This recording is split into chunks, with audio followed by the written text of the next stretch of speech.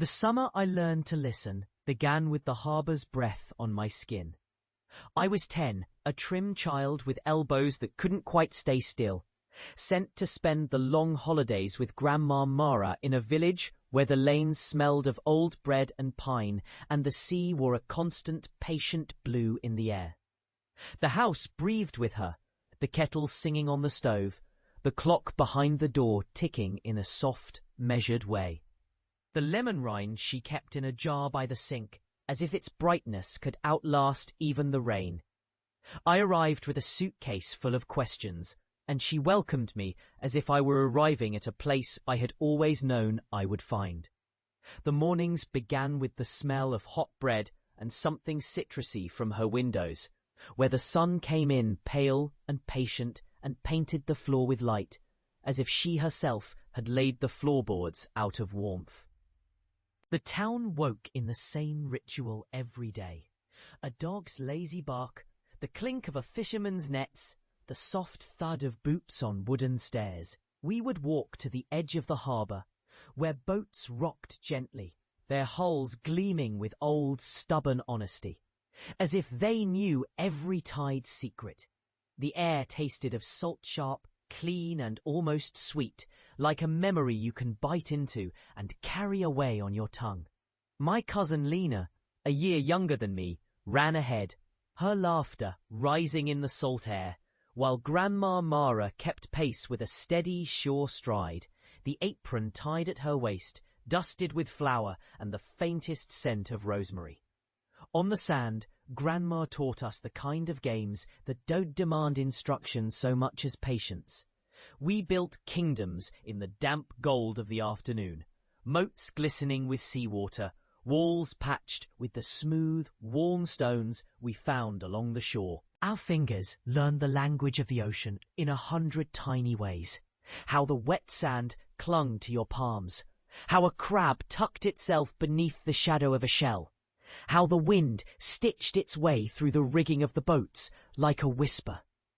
The sea, which looked so broad and endless from a distance, felt intimate here, almost like a talkative elder who never tires of answering questions, so long as you ask with quiet curiosity.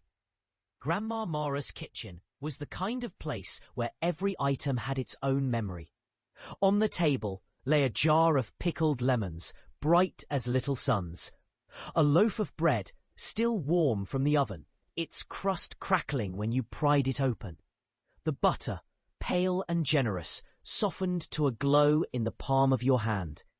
She kept a dented teapot that sang when the steam rose, a chorus of tiny whistle notes that sounded like a secret telling you to listen harder.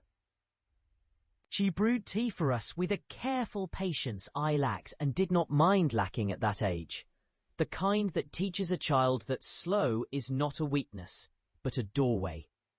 The room filled with a soft yellow light that felt almost sacramental, as if the ordinary act of sitting and eating and listening could somehow hold back the hours just a little longer. Some evenings, Lina and I would wander to the far end of the pier, where the wood smelled of age and the boards hummed underfoot with the memory of 1,000 feet before ours.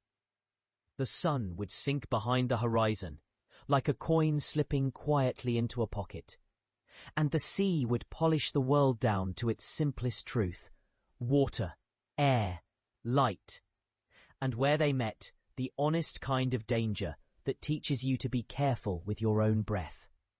The fishermen called to each other in rough voices, trading stories of storms and luck, their hands stained with tar and fish scales, their laughter a little rough around the edges, but generous when you listened to it long enough.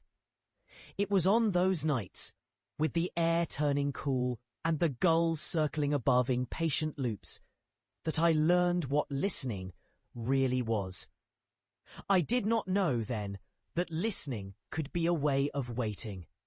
I only knew that the world seemed louder when Grandma Mara spoke in a soft voice to the moon, or when the tide tugged at the pilings in a rhythm that matched the beat of my own heart. She spoke little with us about grown-up things, She spoke instead with the house and the sea, with the bread crust and the lemon rind, with the way a child's fear becomes a small, friendly thing when you name it and then share it. She would point to a line of foam where the water met the shore and tell us to listen. If you listen long enough, you'll hear what the water is trying to say. And we did hear something, though we did not yet know what it meant. It sounded like a quiet, patient insistence that the world would continue to be there in the morning if we didn't rush away from it. One particular evening stands out, a night when the sky wore a cloak of purple and violet, the air smelling faintly of rain that hadn't fallen yet, and the village lay quiet as if it, too, were listening for something to begin. We stood on the dune behind Grandma Mara's house and watched a small storm fold itself across the water, the first drops barely misting our faces, the wind lifting the edges of the nets hanging to dry, as if they were sails catching an unseen wind from a different world.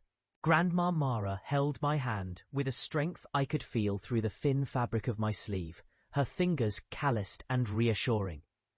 The rain came as a soft percussion against the sea, a kind of gentle drumbeat that suggested both goodbye and invitation at the same time.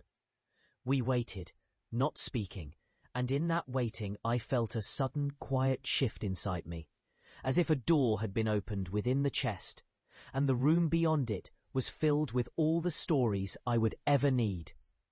That night, Grandma Mara told a story about a girl who kept a small notebook in which she wrote the names of the people she loved, even when they were far away or no longer with her. She said the notebook grew heavier with time, not because the names multiplied, but because the love and memory attached to them did. The tale was simple and not at all clever, but it landed in me with the tenderness of rain on a dry field. I realized then that memory is a kind of keeping, not a pretend treasure, but something you tend to, like a garden you water, even when you cannot see the fruit in the moment.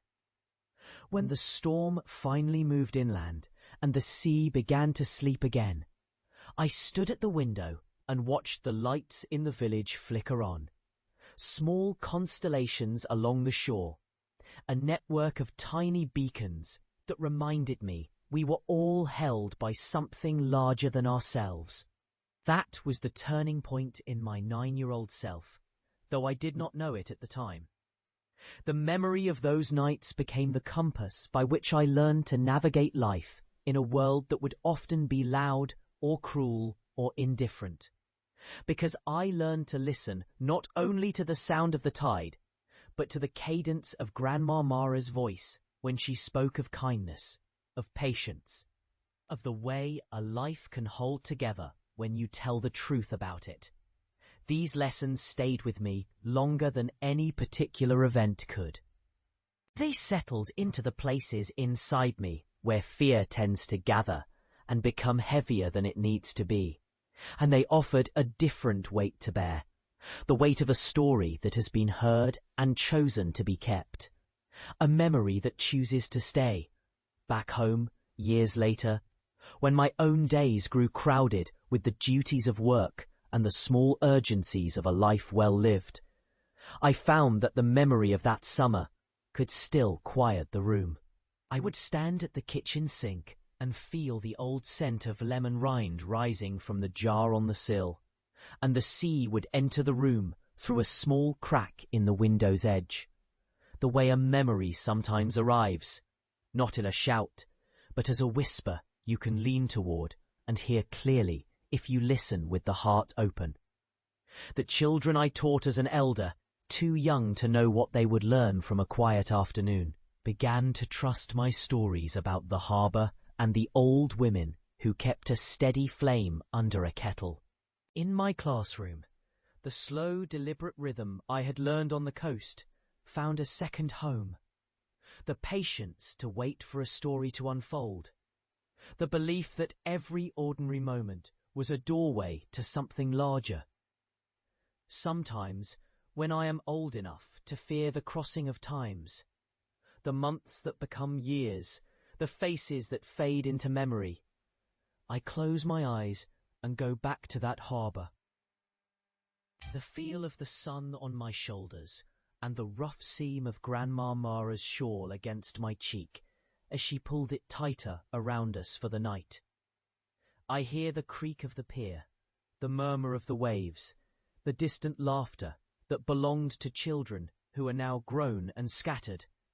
And I hear her voice, clear as a bell and soft as a grandmother's breath, saying to anyone who would listen, "You are part of this world's memory, and memory is a way of loving what you cannot hold forever."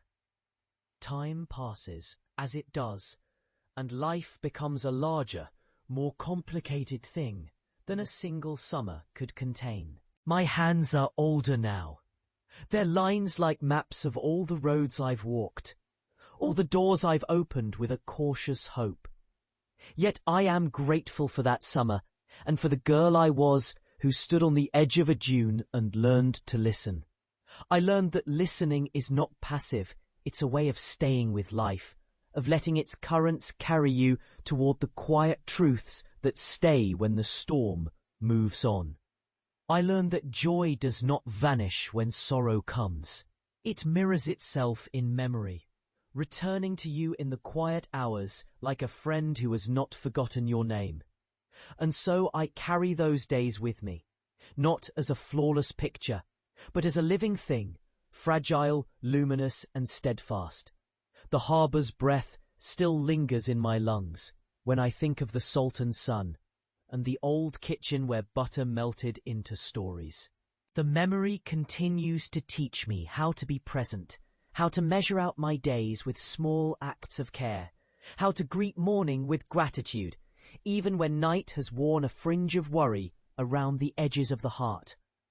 If I could tell the young one who sits in front of me now what I know, I would tell them this: to be a person who remembers is to be a person who loves in a way that survives time.